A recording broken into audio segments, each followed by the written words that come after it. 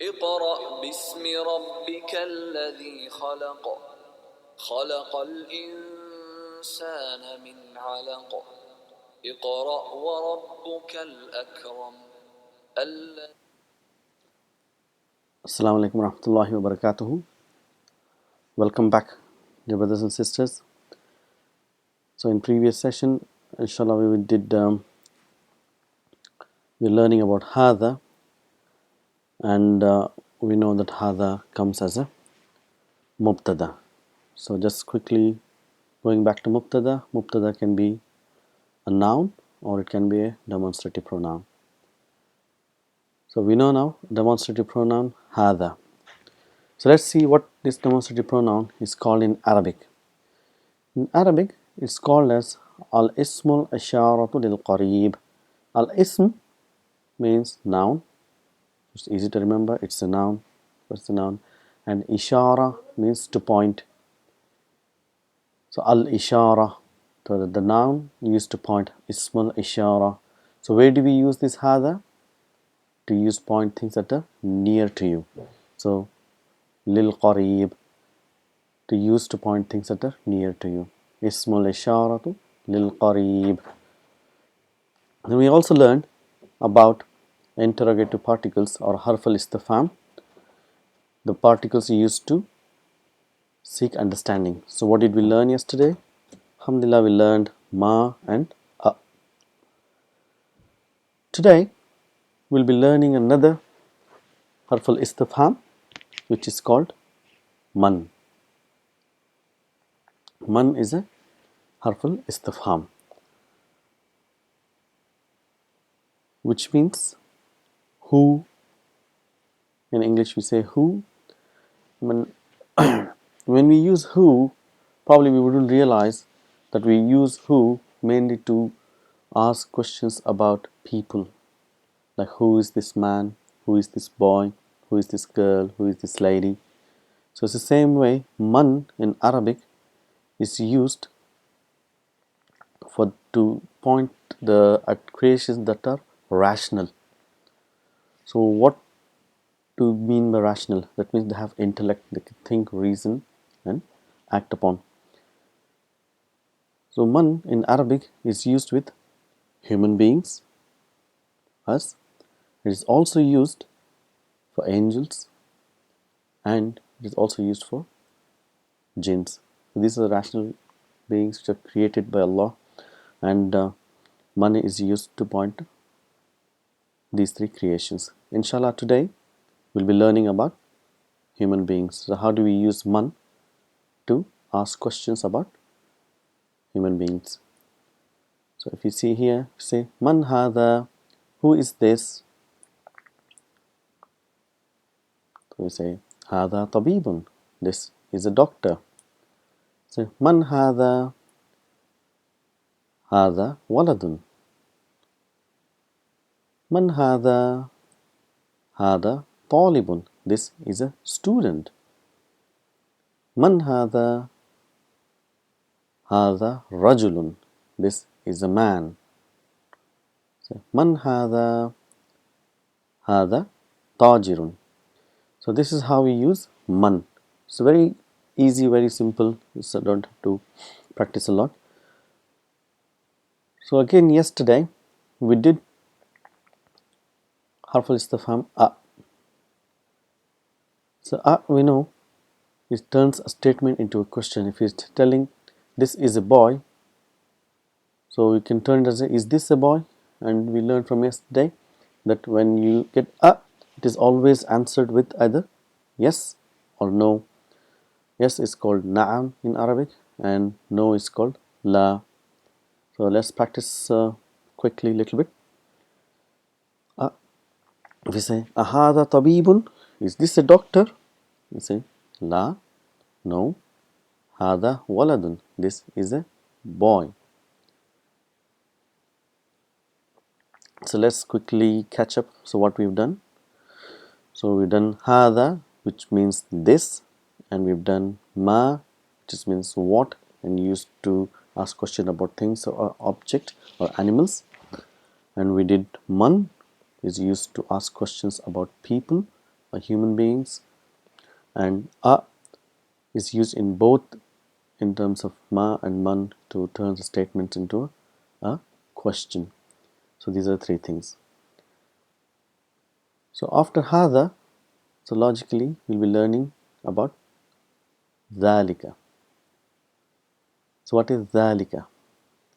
Which means that. So and how do we say in Arabic?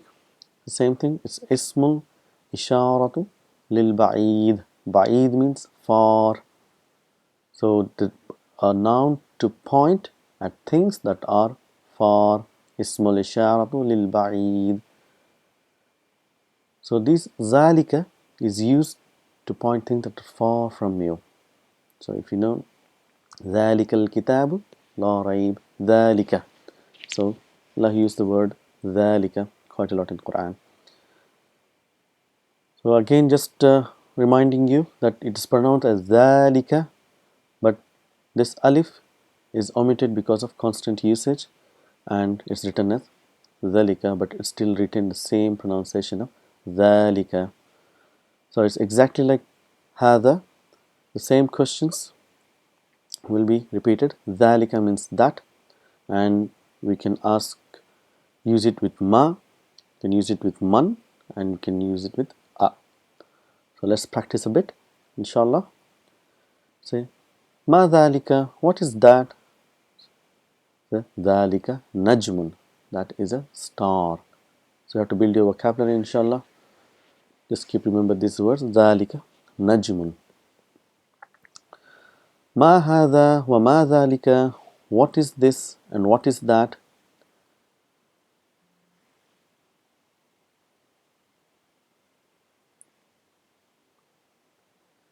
So hadha masjidun wa dhalika baytun. This is a masjid and that is a house. If you see here, we've used another word, wow.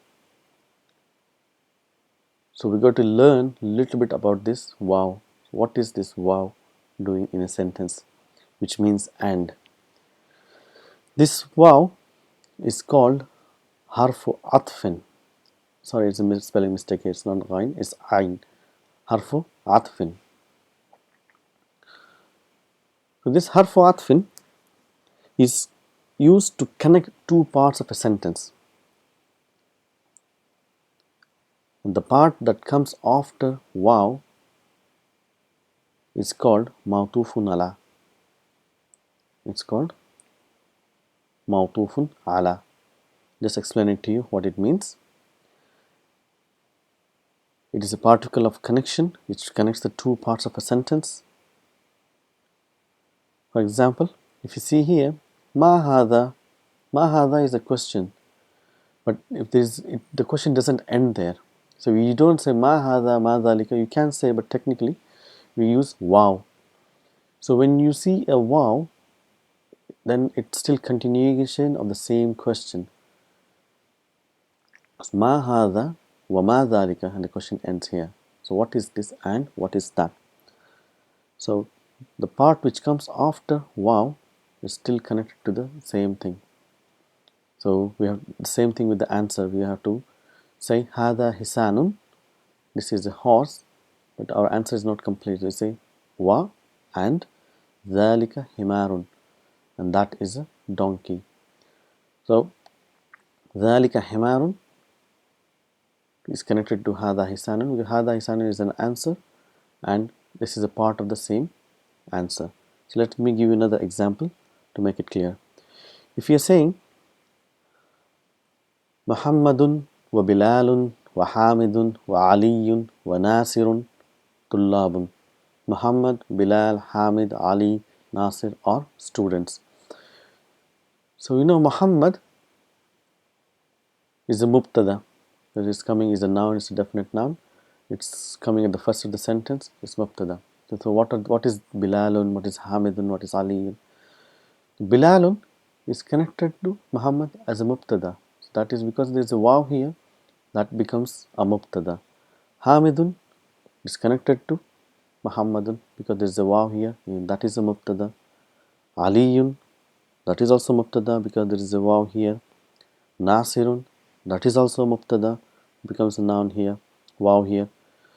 So if you see the other word, there is no connection. This is what I was telling in the previous class. When you see a group of nouns and there is no connection, then that is where we can insert is or are. So here if you put are, then we can say, translate it as Muhammad and Bilal and Hamid and Ali are students. Tullabun means students. So just remember, wow is called harfu atf. It connects the two parts of a sentence, and the part which comes after wow is called mawtufun ala. Mawtufun ala is a part of the same thing which comes before wow. We will learn more about it. It's just to give you a brief understanding. So we'll learn each word as it comes, inshallah. So if you see, man hadha wa man dhalika, who is this and who is that? So say this, hadha mudarrisun, this is a teacher, wa dhalika imamun, and that is a imam. So practice a little bit more. Ma hadha wa ma dhalika, hadha sukkarun. Sukkar means sugar. It comes from Arabic sugar, sukkarun. And dhalika labanun. Labanun means milk. Just catch up with again. Ma hadha, what is this? Hadha hajarun. This is a stone. Hadha dhalika qalbun. Is that a dog? Sorry, there's a little bit mistake here. Is that a dog? La dhalika qittun. No, that is a cat. So that is our lesson on hadha and dhalika. So this is the vocabulary. These are the words which we've used in the lesson. I just wanted to note that one thing about all these words, they all are ending with double dhamma. That means they are indefinite. All these nouns which you've used in these lessons are indefinite nouns. So what does it mean? It means that the words are ending with double dhamma. So inshallah in the next class we'll be learning how to make a definite noun. So remember, for now the nouns with ends with double dhamma are indefinite nouns. So we'll finish our lesson on some interesting facts of writing Arabic. We know that few words the alif is omitted. So we've learned that hadha and dhalika is one of those words where it is pronounced but it is not written. We will learn some most common words which I feel nobody would have noticed. So you'll be happy to know that the words in which the alif has been omitted. So if you look at this word, you will not recognize it at the first instance unless you say, oh, what is this? It looks like something. If you see now we know. See here, this alif is actually omitted. It's Allah. It's pronounced as Allah, but it is written as Allah. The alif is omitted, and this is how it is written, Allah. So another common word, what we pronounce, this is ar-Rahman. So everybody knows this word, but actually if you notice, if you go and look in the Quran, see how it is written. It's written as ar-Rahmanu, but we pronounce it as ar-Rahman. So another most common word in Arabic, beginning of each surah, you say Bismillah, you say it is actually bi isma, but if you notice how it is written as bism. The alif has been omitted. Because these are most commonly used words and nouns. What happens is, as I said, Arabic, it omits what is not required and is what is understood. So Allah, Ar-Rahman and Bism. So if we read now Bismillahir Rahmanir Rahim, so we know what is being omitted here and what is being said. So inshallah we'll learn more about this sentence Bismillahir Rahmanir Rahim in our future classes. But for now, remember, in the word Allah Azawajal, that alif is missing. In the word Bism, alif is missing. In Ar-Rahman, the alif is missing. Jazakallahu khair. Assalamu alaikum wa rahmatullah.